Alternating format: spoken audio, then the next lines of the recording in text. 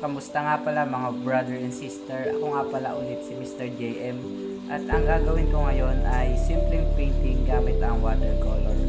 So, ang gamit ko po, tulad na nakikita nyo, ay isang murahing watercolor lang. Yan lang po yan nabibili sa tabi-tabi ng palengke. At ito po ay kayang-kayang gawin kahit mga simpleng bata. Pero bago ang lahat, shoutout nga pala sa napaka-supportive kong tiyahin na si Tia Angie Malapote. Ayan, maraming salamat po. At sa ate ko si Gemaline Alipuyo na taga-share ko naman ng mga videos. Yun lang guys, so ngayon sisimulan ko na po.